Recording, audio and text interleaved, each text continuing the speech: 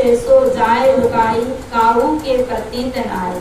चले लोग सब मूल गमाई, यम की बाड़ी काटनी जाए। आज का जो काल अकाजा, चले लाज दिगंतर राजा। सेज विचारे मूल गमाई, लाभत हानि होय रे भाई। पद बहुत बड़ा है, मैं 2-3 पंक्तियों पे निवेदन करूं। नहीं प्रतीत जो ये संसारा।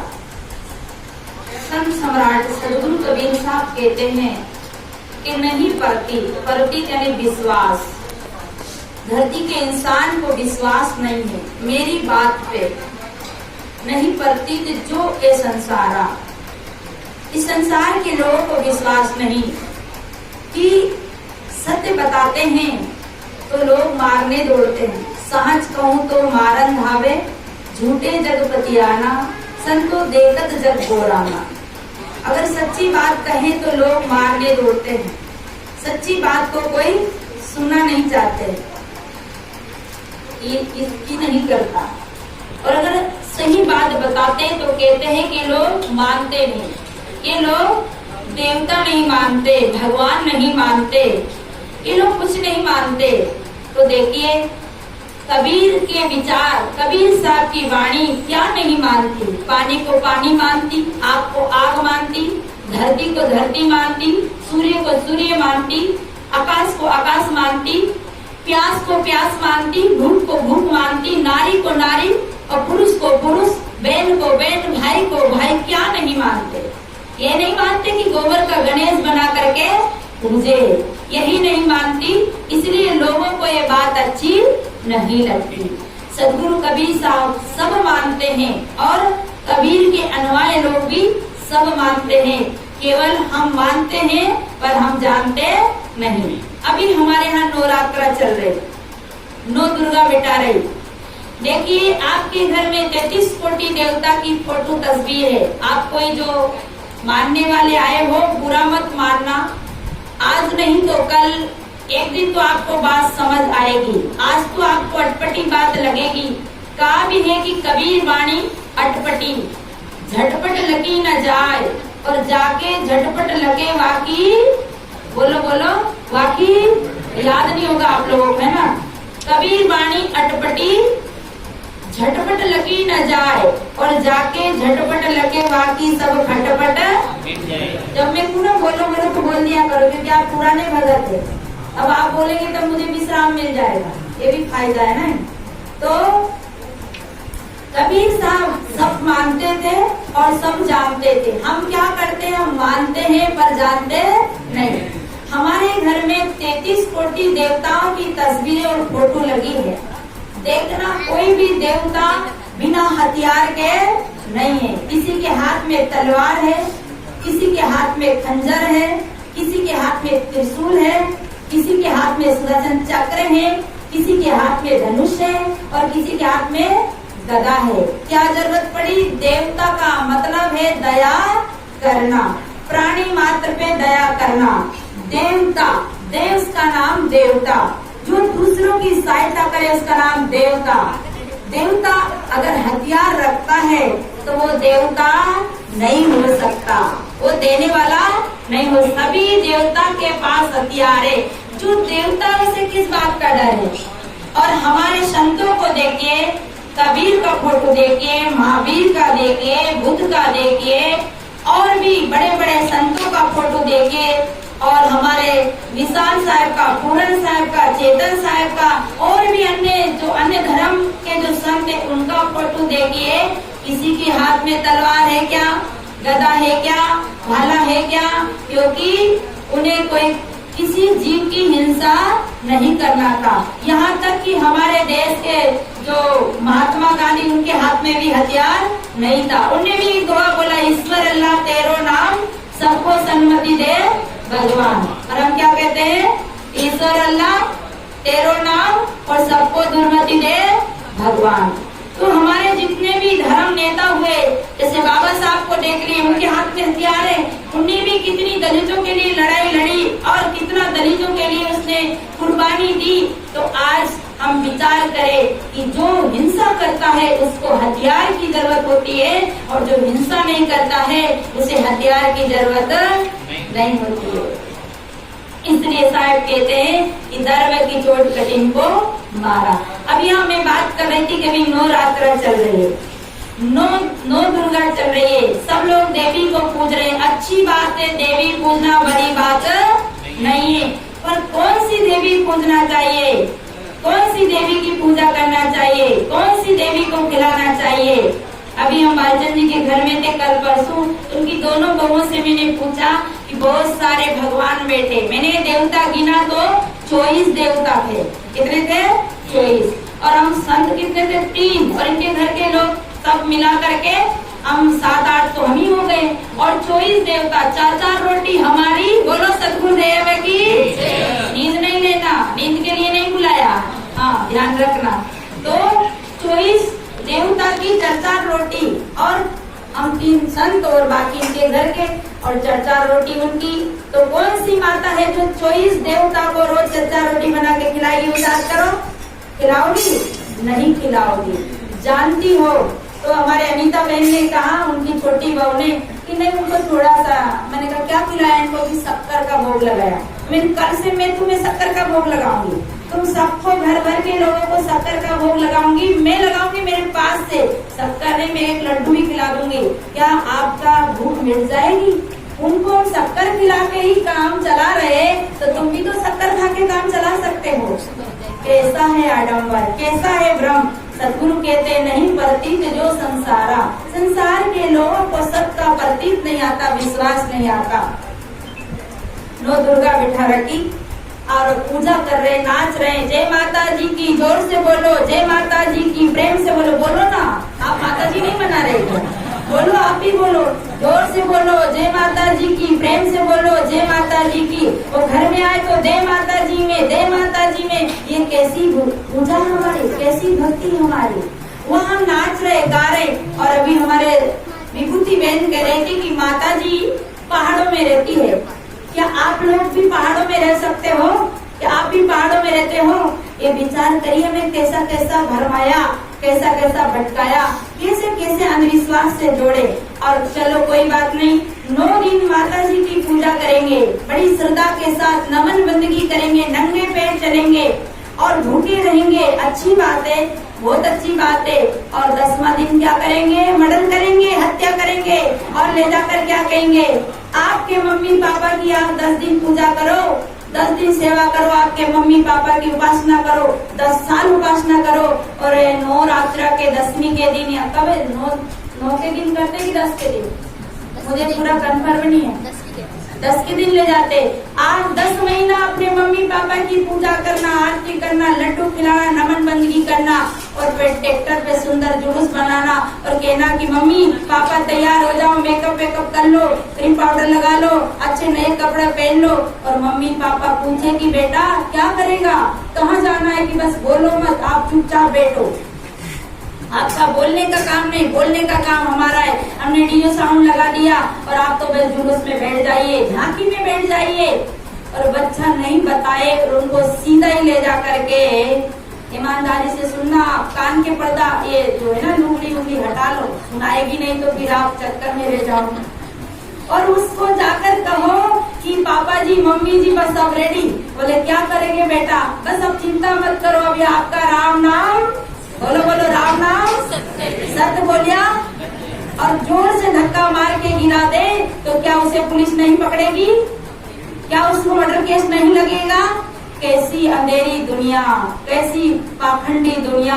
इसे कबीर साहब को कहना पड़ा, पाखंडी दुनिया भजन बिना कैसे तरियो रे, पाखंडी दुनिया भजन बिना कैसे तरियो। मैं इस भजन को नया नहीं गा रही हूँ, आपको सुनते सुनते बाल सफेद हो गए, भंवर उड़े बाग बेटी आई, रेंड गए दिवसों चली जाई, पर भंवरे उड़ गए, भुगले बैठ गए, पर हम बिल्कुल भी ठस से मस होने वाले नहीं है, जागते ही।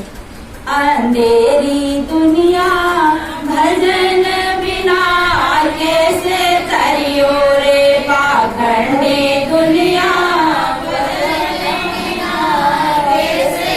उदारता का परिचय दो जी, मालवा में दे रहे, उदारता का परिचय दो, कंजूसी ना करो। पाखंडी दुनिया भजन बिना कैसे करियो। पाड़ फोड़ के पत्थर लइयो ताकि मूरत गड़ियो। पाड़ फोड़ के पत्थर लइयो ताकि मूरत गड़ियो। मूरत बिचारी बोल न चाले ताकि पूजा करियो रे। अंधेरी दुनिया भजन बिना कैसे करियो रे। पाखंडी दुनिया भजन बिना कैसे करियो रे। अंधेरी दुनिया भजन बिना कैसे करियो। सवा शेर का कुआ बनाया देवी के चढ़वैयो। सवा शेर का कुआ बनाया देवी के चढ़वैयो। देवी बिचारी खावे न पीवे आप खा गइयो रे। पाखंडी दुनिया भजन बिना कैसे करियो रे। अज्ञानी दुनिया भजन बिना कैसे करियो रे। पाखंडी दुनिया भजन बिना कैसे करियो। इनको पता है कि माता जो हमारी घर की माता है उनके खीर को कटोरो रखो लड्डू रखो तो निपटा जाओ। और वो जो है ना उसे तो बस सुंगायाओ थोड़ा सा चटायाओ फिर अपन खाओ, इसलिए उनको नहीं चढ़ाते। अंधेरी दुनिया भजन बिना कैसे करियो रे। पाखंडी दुनिया भजन बिना कैसे करियो। पीतल का एक नाग बनाया पूजे लोग लुगाई। पीतल का एक नाग बनाया पूजे लोग लुगाई। जिंदा नाग जब घर में आवे ले लाठी दम कहियो रे। पाखंडी दुनिया भजन बिना कैसे करियो रे। अज्ञानी दुनिया भजन बिना कैसे करियो रे। पाखंडी दुनिया भजन बिना कैसे करियो। आज हम देखते हैं कि हमें जब हम शादी करते हैं, जब हम अपने बच्चे को पढ़ाते हैं, जब हम बीमार हो जाते हैं, जब हम भैंस का दूध निकालते हैं, तो ये बताइए हमें आज तक फोटू की भैंस और गाय से दूध मिला क्या? मिला? आपके राजस्थान में फोटू की गाय देती होगा दूध, क्योंकि यहाँ के लोग है ना थोड़ा मेहनती है, अच्छा खिलाते हैं। क्या फोटू तस्वीर की गाय घास खाती है? क्या फोटू तस्वीर की गाय दूध देती है? जब हम भैंस खरीदने जाते हैं तो ईमानदारी से बताना कि दीपावली पे फोटू की भैंस मंगवाते हो? अरे फोटू की लक्ष्मी जी तो मंगवाते हो ना, क्योंकि फोटू की भैंस दूध नहीं देती है, फोटू की गाय दूध नहीं देती है, पर फोटू की लक्ष्मी जी तो धन देती है। इसलिए फोटू की लक्ष्मी जी से हम धन मांगते हैं, फोटू की लक्ष्मी की पूजा करते हैं। पर बोलिए सदगुरुदेव की। कहते हैं कि फोटू की गाय में 33 कोटि देवता रहता है। कितना देवता? एक नहीं 33 कोटि। अपन लोग कितने बैठे? अपन लोग तो 100 भी नहीं होंगे, इतना तो उसके पेट के अंदर देवता। कोटि कितना मैं भी नहीं जानूंगा, आप जोड़ लेना। 33 कोटि देवता पेट गाय के पेट में रहता है। और उन 33 कोटि देवता जो गाय के अंदर रहते हैं, जब गाय कसाई घर में जाती है, कटघरे में कटने के लिए जाती है, एक भी देवता धनुष बाण नहीं चलाता, सुदर्शन चक्र नहीं चलाता, तलवार नहीं चलाता। आज हमारे भागवतकार कहते हैं अपनी गौ माता की रक्षा करो। अरे हम तो मनुष्य, हम क्या रक्षा करेंगे? पर उनके अंदर जो 33 कोटि देवता बेटा, अरे हनुमान जी निकल जाए एक उन गाय के अंदर से तो सब कसाईयों को एक ही गधे में सुला दे। ये थोड़ा सा हमें विचार करने की बात है। इसे गाय पे भी दया करो, बकरी पे भी दया करो। दया के लिए बात नहीं है, बात है समझने की बात है। तो हम फोटो की गाय से दूध नहीं लेते, हम फोटो की गाय की पूजा नहीं करते हैं, पूजा तो करते हैं पर उससे दूध नहीं मिलता। अच्छा, हम जब बच्चे को पढ़ाते हैं, ईमानदारी से बताना कि किसी ने आज तक अपने बच्चों को फोटो के टीचर से कोचिंग लगवाई? क्या फोटो के टीचर से पढ़ाया?